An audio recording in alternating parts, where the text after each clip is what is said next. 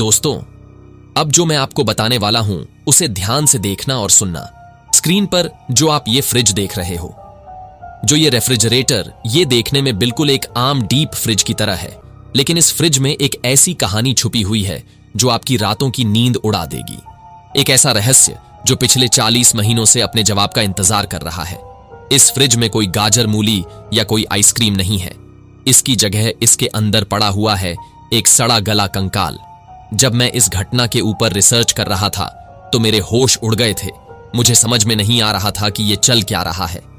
इस कंकाल को इस फ्रिज के अंदर कैद करके क्यों रखा गया है, और सबसे बड़ी बात, आखिर ये किस व्यक्ति का कंकाल है। अगर आप सुनोगे तो आपके होश उड़ जाएंगे। इस राज को समझने के लिए हमें जाना होगा एक ऐसी रात में जिस रात ये सब कुछ शुरू हुआ था। तो दोस्तों, ये दिल दहला देने वाली घटना 19 सितंबर 2020 को चक सलेमपुर जसवंत नगर ब्लॉक इटावा डिस्ट्रिक्ट उत्तर प्रदेश की है। 2020 में जब यह डरावनी घटना सबके सामने निकल कर आई तो जो गांव के लोगों में जो खौफ फैला उसे मैं अपने शब्दों में बयान नहीं कर सकता।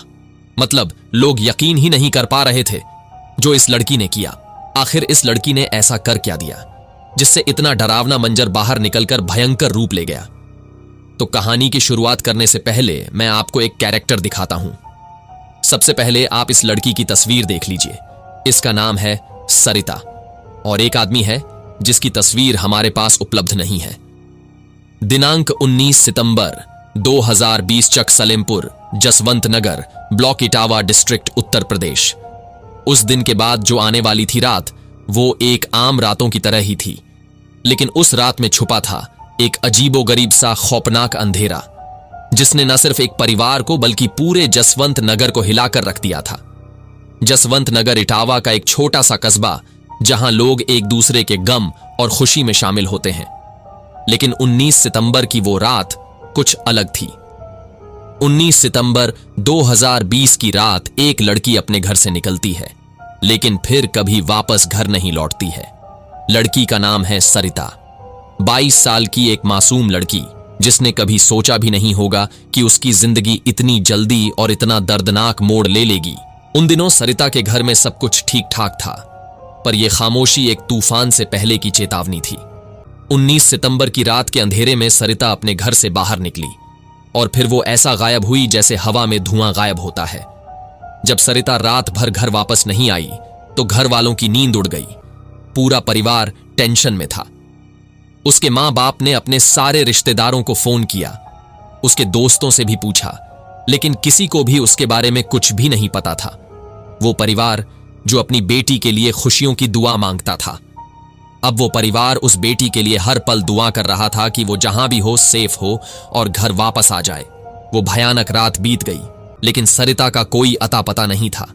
सरिता की मां भगवान देवी घर के कोने कोने में घूम रही थीं कि कहीं से वो मिल जाए, और उसके पिता ने तो सरिता को ढूंढने के लिए अपनी पूरी जान लगा दी। फिर ये बात पुलिस स्टेशन तक पहुंची। सरिता के गायब होने के अगली सुबह यानी 20 सितंबर को परिवार ने पुलिस स्टेशन में अपनी बेटी के लापता होने की रिपोर्ट दर्ज करवाई। पुलिस ने परिवार वालों से जब पूछताछ की कि क्या तुम्हें किसी पर शक है, तो एक नाम सामने निकल कर आया, वो था रामकुमार। इस नाम को ध्यान से याद रखिएगा, आगे चलकर इसके ऊपर बहुत बड़े बड़े खुलासे होने वाले हैं। देखिए, अब सरिता को गायब हुए 1 हफ्ता बीत चुका था, लेकिन सरिता का अभी भी कोई आता पता नहीं था। फिर एक दिन अचानक गांव का एक किसान अपने खेत की ओर जा रहा था और तभी उसकी नजर खेत के किनारे वाले जोड़ पर पड़ी। तो फिर जो चीज उसने देखा उसे देख के हक्का बक्का रह गया। उसने उस खेत के किनारे एक सड़ा गला कंकाल देखा, जिसे देख वो किसान भागते हुए और चिल्लाते हुए गांव की ओर भागा। जब पुलिस वहां पहुंची तो उन्होंने देखा कि वो कंकाल इस हालत में था कि उसके बारे में यह कहना मुश्किल था कि यह कंकाल किसका है, क्योंकि वो बिल्कुल जल चुका था, किसी केमिकल के जरिए या आग के जरिए। और प्रॉब्लम यह थी कि कंकाल से पहचान करना मुश्किल था कि यह किसका है। पुलिस को वहां से एक जोड़ी चप्पल मिली जो कि लेडीज सैंडल थे, और कुछ गहने और कपड़े भी मिले। पुलिस को इतना तो अंदाजा हुआ कि हां, यह एक लड़की का कंकाल है। जब यह बात गांव में फैली तो सबको लगा कि क्या यह सरिता का कंकाल तो नहीं है। अफवाहें सुन सरिता के मां बाप वहां पहुंच गए और उस कंकाल के पास पड़े कपड़े, सैंडल वगैरह उन्होंने जब देखे तो वो ये देख बिना रुके चीख चीख कर रोने लगे। पुलिस ने उस कंकाल को जब्त कर लिया और उसे रीटा के परिवार को सौंपने से मना कर दिया। लेकिन अब सस्पेंस वाली बात तो यह है कि क्या वो सैंडल और कपड़े सरिता के ही थे, और क्या वो कंकाल सच में सरिता की थी या इसके पीछे भी कोई बड़ी साजिश छुपी हुई थी।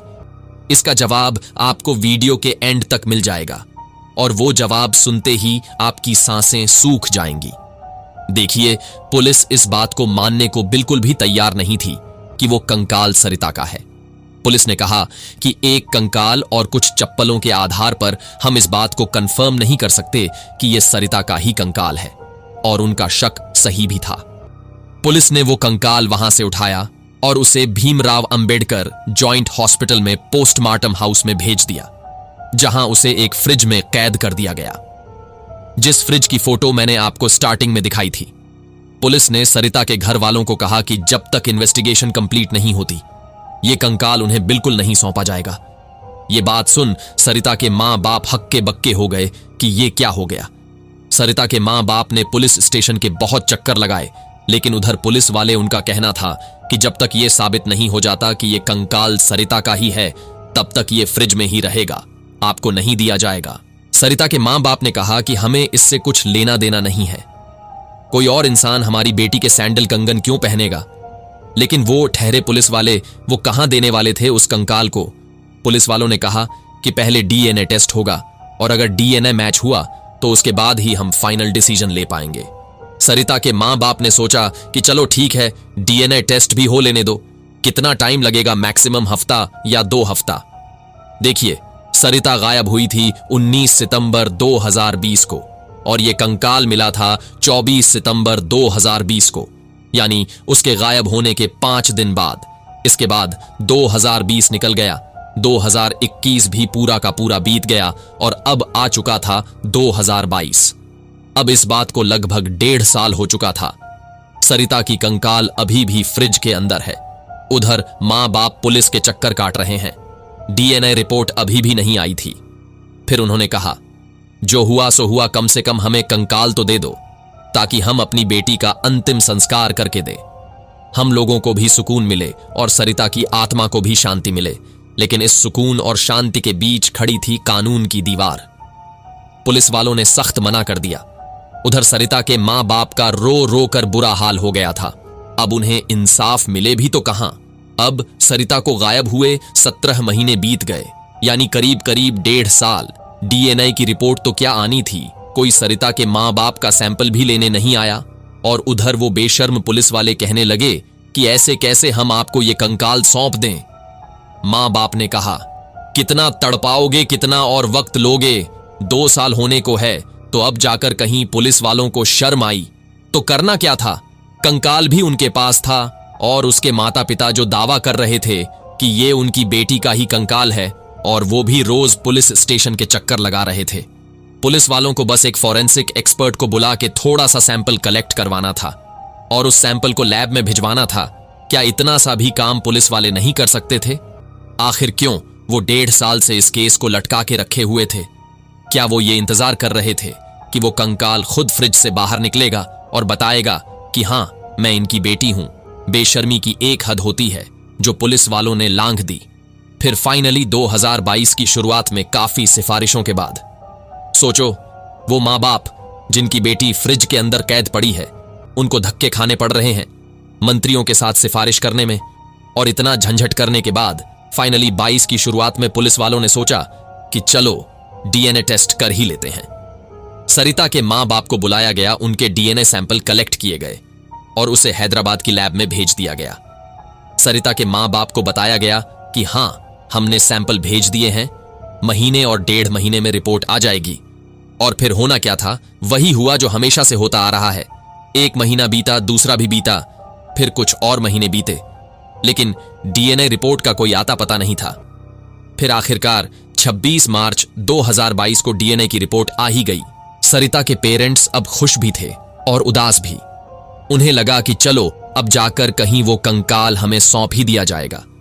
फिर रिपोर्ट थाने में पहुंचती है और उस लिफाफे को खोला जाता है, और जब उसको पढ़ा जाता है तो रिपोर्ट में लिखा था कि इंक्लूसिव, मतलब डीएनए सैंपल को ढंग से कलेक्ट नहीं किया गया था, इसलिए बता पाना मुश्किल है कि वो कंकाल सरिता का ही है या नहीं। जब सरिता के मां बाप को पता चला कि रिपोर्ट थाने में आ चुकी है तो वो थाने में पहुंचे, लेकिन वहां पहुंचकर उनके हाथ सिर्फ निराशा ही लगी। उन्हें बताया गया कि पक्का हमें पता नहीं है कि क्या वो कंकाल तुम्हारी बेटी के ही हैं या कोई और है, इसलिए ये कंकाल अभी भी आपको नहीं सौंपे जाएंगे। लेकिन इस बार पुलिस वालों ने आश्वासन जरूर दिया कि आप टेंशन मत लो, हम दोबारा सैंपल लेकर भेज देंगे। जिसके बाद निराश होकर सरिता के पेरेंट्स घर की ओर लौट गए और फिर टाइम बीतने लगा। कुछ महीने बीते और आया अगस्त 2022, जब फिर से उन्हें डीएनए के लिए थाने में बुलाया गया। दोबारा से डीएनए सैंपल कलेक्ट किए गए और उन्हें हैदराबाद की उस लैब में भेज दिया। इसके बाद भी करीब 11 महीने बीत गए, लेकिन वो रिपोर्ट आने का नाम ही नहीं ले रही थी। उधर सरिता के मां बाप का पुलिस के चक्कर लगा लगाकर बुरा हाल हो गया था, जिसके बाद आखिरकार 10 जुलाई 2023 को जाकर दूसरे वाली डीएनए की रिपोर्ट आती है।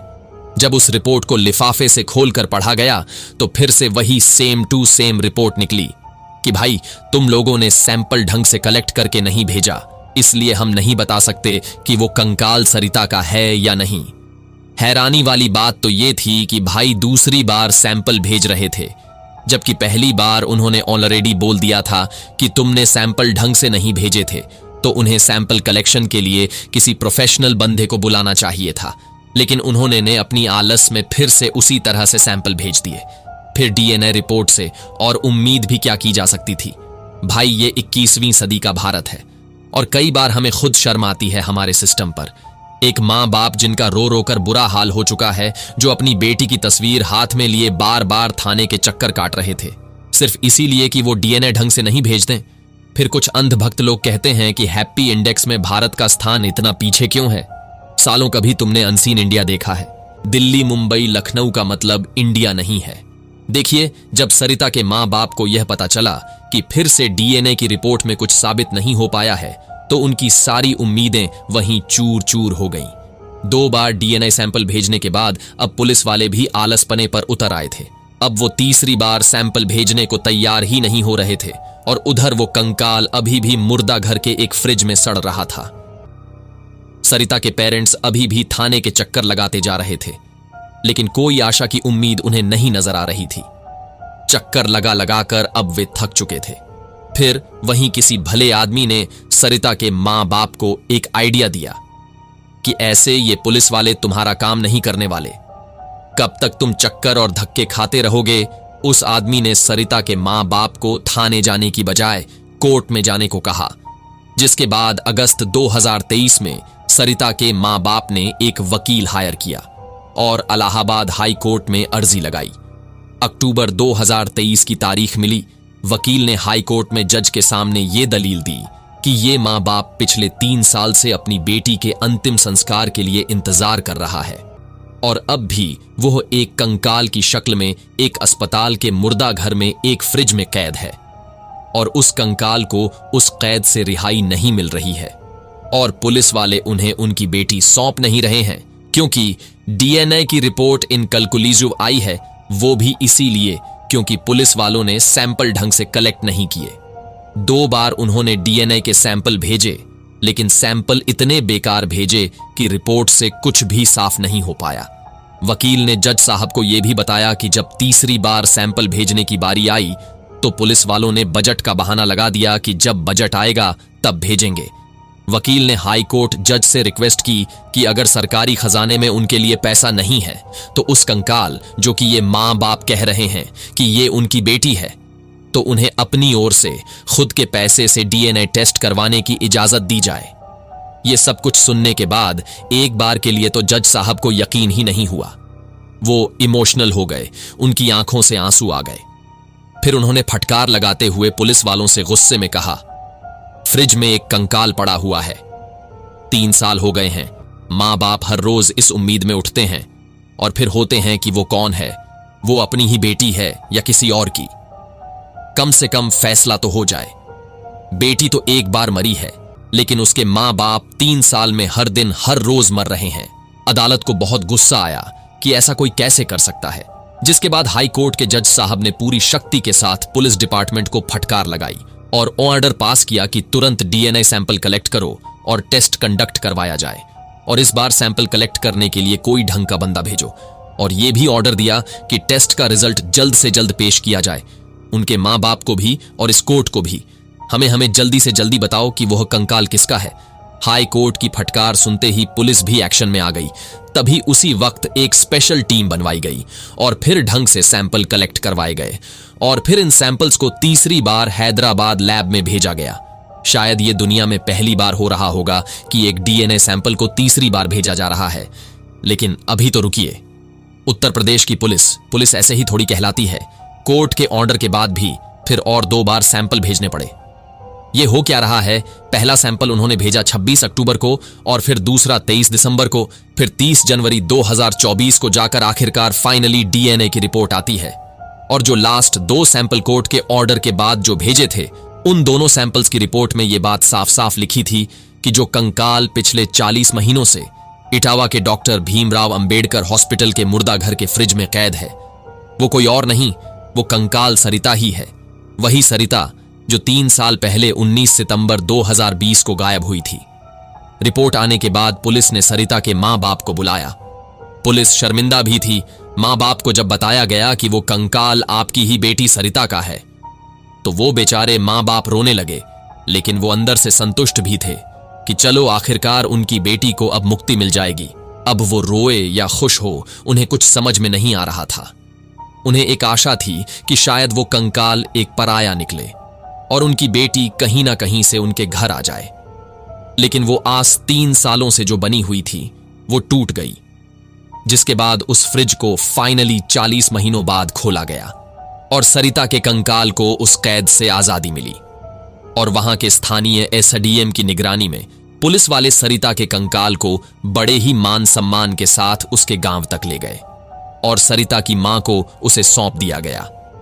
उसके बाद जहां सरिता का कंकाल 3 साल पहले मिला था, उसी खेत के पास सरिता के कंकाल को पूरे रीति रिवाज के साथ वहां दफना दिया। तो इसका मतलब हम यही समझे कि यह कहानी यही खत्म हो गई। लेकिन अभी नहीं, क्योंकि सरिता के कंकाल को तो कैद से अभी आजादी मिल थी, लेकिन अभी भी एक सवाल कैद था कि सरिता का कातिल कौन था और सरिता को मारा क्यों गया। अब यह साबित हो गया था कि सरिता लापता नहीं हुई थी, उसका कत्ल हुआ था। पुलिस अपनी नींद से बाहर आई और इन्वेस्टिगेशन को दोबारा से शुरू किया गया। अब सवाल बहुत थे जिनके जवाब ढूंढने थे कि आखिर सरिता का कत्ल क्यों किया गया था, और मेन क्वेश्चन तो यह था कि उसे मारा किसने। अब पुलिस को भी अपनी कमियों का एहसास हुआ कि जो इन्वेस्टिगेशन उन्हें 3 साल पहले करनी थी, वो अब उन्हें करनी पड़ रही है। हालांकि जब सरिता लापता हुई थी, तो उसके अगले दिन यानी 20 सितंबर 2020 को सरिता के मां बाप ने पुलिस स्टेशन में एक रिपोर्ट लिखवाई थी और उसके साथ एक नाम भी बताया था, जिसका जिक्र मैंने शुरुआत में भी किया था, और वो नाम था राम कुमार। उन्होंने पूरे यकीन के साथ बताया था कि ये राम कुमार ही हमारी बेटी के गायब होने के पीछे जिम्मेवार है। लेकिन उस वक्त पुलिस ने इस पर ध्यान नहीं दिया, क्योंकि अक्सर ऐसे केसेस में होता है कि लड़की भाग जाती है और बाद में वो खुद ही अपने घर लौट आती है, और जब 5 दिन बाद कंकाल मिला भी था तो उसकी पहचान नहीं हो पाई थी। तो इसलिए पुलिस वाले इस केस को टालते गए और कभी राम कुमार को पूछताछ के लिए पुलिस स्टेशन भी नहीं बुलाया। लेकिन अब 40 महीने के बाद सच्चाई पता लग गई थी और वहीं हाई कोर्ट से भी डांट लग चुकी थी, तो पुलिस वालों को राम कुमार की याद आने लगी। जब पुलिस ने राम कुमार का पता लगाना चालू किया तो पता चला कि वो उसी गांव का रहने वाला एक मैरिड आदमी था, शादीशुदा आदमी है, और घर वालों को शक था कि उस रात वही इंसान उनकी बेटी के साथ आखिरी बार देखा गया था। जब सरिता के परिवार वाले राम कुमार पर आरोप लगा रहे थे, तब राम कुमार अपनी बीवी और बच्चे के साथ उस गांव को छोड़कर कहीं और शिफ्ट हो गया। लेकिन 3 साल बीत गए। उसके बाद जाकर पुलिस वालों ने अब जाकर राम कुमार की तलाश करना चालू की। जब राम कुमार और उसकी फैमिली वालों के पास यह बात पहुंची, तो 50 साल का राम कुमार खुद पुलिस स्टेशन पहुंचकर सरेंडर कर देता है, और अब भी उससे कोशिश की जा रही है कि पूरा सच वो बता दे। हालांकि सरिता के मां के अकॉर्डिंग सरिता के साथ रामकुमार का एक्स्ट्रा मैरिटल अफेयर था। जब उसकी बीवी को इसके बारे में पता चला तो उसकी बीवी ने अपने बेटे और खुद रामकुमार के साथ मिलकर सरिता का कत्ल कर दिया। सरिता की मां ने एक और शख्स सतेंद्र कुमार का भी नाम लिया जो इस कत्लेआम में शामिल था, लेकिन रामकुमार अकेला ही अपने ऊपर सारा इल्जाम ले गया, क्योंकि वो अपनी फैमिली वालों को खतरे में नहीं डालना चाहता था, शायद इसलिए। यह कहानी सिर्फ सरिता के परिवार के लिए नहीं, बल्कि हर उस इंसान के लिए है जो सिस्टम के कागजी कारखानों में उलझा पड़ा है। यह केस हम सबको यह याद दिलाता है कि एक डीएनए टेस्ट के डिले का मतलब है इंसाफ का डिले होना। यह याद दिलाता है सही वक्त पर सही कदम उठाना कितना जरूरी है, वरना कुछ कहानियां हमेशा के लिए एक राज बनकर रह जाती हैं और यही डिले कभी कभी एक पूरी जिंदगी को एक फ्रिज के अंदर कैद कर देता है 40 महीने के लिए। वहीं मैं अभी तक यह समझ नहीं पा रहा हूं कि एक 20-22 साल की बच्ची एक 45-50 साल के बुढ़े के साथ, जो कि ऑलरेडी शादीशुदा है, मतलब सरिता किस तरह का साथ उस बुढ़े के साथ चाहती थी। सरिता की गलती तो थी ही, लेकिन उस बुढ़े को मैं उससे भी ज्यादा बड़ा गुनहगार मानता हूं। वो उसकी बेटी की उम्र की थी। उसे शर्म नहीं आई? क्या वो उसे समझा नहीं सकता था? वो तो बच्ची थी, शायद सही या गलत में अंतर नहीं कर पा रही थी। ये किस तरह का प्यार था और इस प्यार को आप क्या नाम दोगे? कमेंट्स सेशन खुला हुआ है।